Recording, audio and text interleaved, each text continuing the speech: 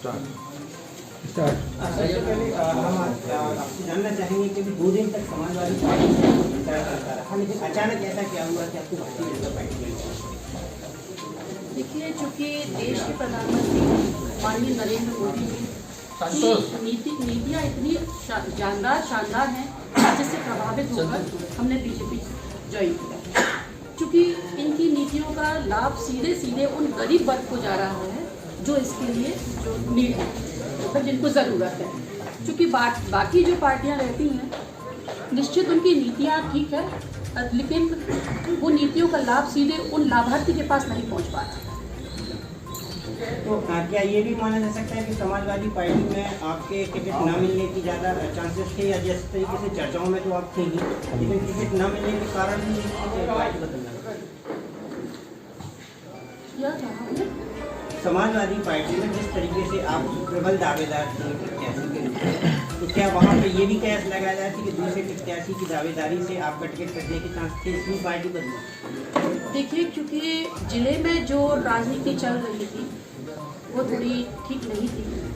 पूरे 5 साल लगातार मैंने अपनी पार्टी के लिए काम किया था। कुछ उनके जो उनको शायद समझ में नहीं आ रहा था कि पार्टी के लिए वफादार कौन है और कौन नहीं, जिसकी वजह से मुझे बीजेपी ज्वाइन करनी। और हम आपसे ये जानना चाहते हैं, जिस तरीके से समाजवादी पार्टी मऊरानीपुर में अगर पहचान समाजवादी की पार्टी की है, तो वो आपके परिवार से और आप लोगों की वजह से समाजवादी पार्टी की पहचान बनाएगी, लेकिन अचानक ऐसा क्या कारण हुआ, किस पार्टी की किन नीतियों से आपको विरोध करके भाजपा ज्वाइन करनी पड़ी?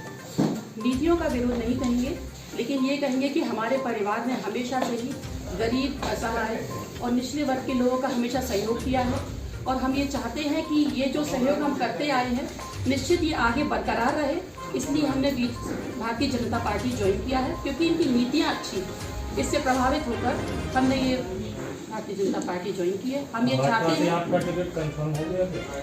नहीं, हमने सिर्फ ज्वाइन किया है, हमने कंफर्म की बात अभी कही नहीं है। जिसका भी कंफर्म होगा, जो ऊपर से आदेश होगा, हम वही करेंगे। मैम, समाजवादी पार्टी में ऐसी क्या समस्या थी कि आपको भारतीय जनता पार्टी में आना पड़ा? क्या मुख्य क्या बातें रही इसमें आने की? टिकट ना मिलना, या यहाँ के जो कुछ 2-4 लोग हैं पार्टी से जुड़े उनकी वजह से, या तिलक सिंह जी के यहाँ मऊरानीपुर में डेरा डालने से? देखिए, जब टिकट किसी का क्लियर नहीं हुआ तो क्षेत्र में कभी किसी को ये नहीं कहना चाहिए कि मेरा क्लियर हो गया। आज मैं बीजेपी ज्वाइन की हूँ, लेकिन मैं खुद कह रही हूँ आपसे कि मेरा अभी टिकट क्लियर नहीं हुआ है। पार्टी जो आदेश करेगी वो हम करेंगे, लेकिन तिलक चंद अहिरवार अगर इनका पार्टी में अगर क्लियर नहीं हुआ टिकट, तो उनको क्षेत्र में जाके ये हल्ला नहीं करना चाहिए कि मेरा क्लियर हो चुका है। ठीक है, ये पार्टी को ईमानदारी से काम नहीं कर रहे हैं, ये पार्टी को धोखा देने का काम कर रहे हैं।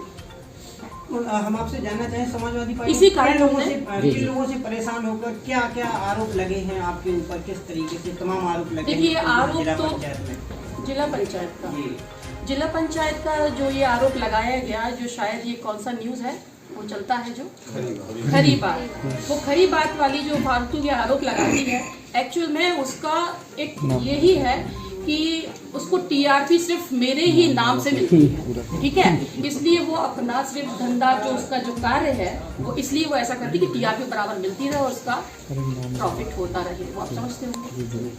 तो आगे क्या रणनीति है और किस तरीके से जनता के बीच क्या लगता है आपको, भारतीय जनता पार्टी आपको टिकट का दावेदार बनाती है तो किस तरीके से आप? जी हाँ, अगर पार्टी हमें दावेदार बनाती है तो निश्चित हम पूरी ताकत से, पूरे लगन से, हमारा परिवार जिस तरह से सहयोग करता आया है गरीब जनता को और सहयोग किया है अपने क्षेत्र के लोगों को, सेम उसी तरीके से हम काम करेंगे। हमेशा मतलब बीजेपी के लिए बहुत पूरी ताकत लगा देंगे कि महाविजय हुए। आपके साथ साथ में आपके परिवार के और कितने लोगों ने भारतीय जनता पार्टी की सदस्यता ज्वाइन की है? देखिए, आपको तो मालूम है कि अभी मैंने ले ली है, और जिसको लेना होगा वो आपको आगे में पता पड़ी जाएगा। बाकी हमारा पूरा परिवार हमारे साथ। हाँ जी, जैसा कि एक गुट चाहता था झांसी का समाजवादी पार्टी का, तो आपको टिकट मिला, और एक गुट चाहता था कि टिकट ना हो, तो ये जो 2 गुट हैं, 2 गुट थे, दीपक गुट है, कहना लिखा है, तो उनका मंजूर था कि आपको टिकट मिले, और दूसरा गुट नहीं चाहता था, तो वैसे ही पता है। ऐसा तो बात नहीं है। मैं इसका मतलब क्या था, गलत जा रहे थे पार्टी में, क्या लोगों किन लोगों ने आपके लिए खत किया है? देखिए, जो हेड होता है किसी भी पार्टी के, वो उनको सही बात सुनना और सही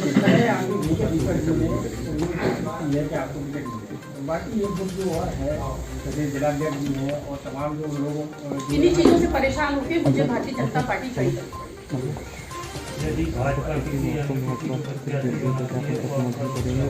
ये आप अभी क्वेश्चन मत करें, क्योंकि कल क्लियर हो जाए दीजिए, आपको खुद क्लियर हो जाएगा। ठीक है, सापा में गुटबाजी है क्या? समाजवादी पार्टी नहीं, आप तो बोल सकते हैं ना, खुल के बोल सकते हैं आप। देखिए, गुटबाजी तो इसका क्वेश्चन अभी आप मत करें, वो बेहतर होगा। नहीं, अब तो खुल के भाजपा में आ गई हैं, अब तो सपा के बारे में बोल सकते हैं, गुटबाजी थी कि नहीं थी, बाद में हम सब बोलेंगे। 2006 में आप रामरती थी और ब्लॉक प्रमुख बनी, अब आप रश्मि आर हो गई हैं, एमएलए हैं, या क्या चक्कर है आपका? ये क्या कहा आपने, रामरती और रश्मि आर्या? दो- मैं रामरती भी थी और रश्मि आर्या भी हूँ। ठीक है, किसी भी व्यक्ति के दो नाम हो सकते हैं। टिकट मिलता है तो क्या आप उसका समर्थन करेंगे या फिर निर्दलीय आपके परिवार में चेयरमैन भी है सपा से, तो क्या आपके साथ में किसी और आपके यहाँ से कहीं से किसी सदस्य ली है क्या भाजपा में चल रहे? नहीं, अभी ऐसा कुछ नहीं है। हमारे साथ हमारे चेयरमैन कटेरा चेयरमैन हमारे साथ बैठे हैं, सदस्यता ली है, और निश्चित हमारा परिवार हमेशा उन लोगों के साथ रहता है जो असहाय, गरीब और दलित होते हैं, उनका हमेशा सहयोग देने का काम किया है। समाजवादी पार्टी की कितनी लॉबी आपके साथ रहेगी? सारी लॉबी हमारे साथ रहेगी। ठीक है, ठीक है। एक्चुअल में हम लोगों का पर्सनली व्यवहार इतना अच्छा है कि सभी इम्प्रेस हैं, और सभी जहां हम जिसके साथ खड़े हो जाएं, सारी जनता हमारे साथ रहेगी। भीकम सिंह चाचा भी हमारे साथ ही हैं। ठीक है, इन्होंने भी सदस्यता ग्रहण करी है। सीधी टक्कर किससे होने वाली है, सपा से या बसपा से हो जाएगी अब? अरे बसपा तो गई कहाँ, जी रहे हो भाई? हाँ, जब सपा है टक्कर में सपा ही रहेगी, क्योंकि सपा का तो बेड़ा गर्क कर दिया। रहेगा, बीजेपी बहुत आगे रहेगी, हाँ। महाविजय होगी, अब आप देखिएगा आगे। महाविजय होगी। जय श्री राम।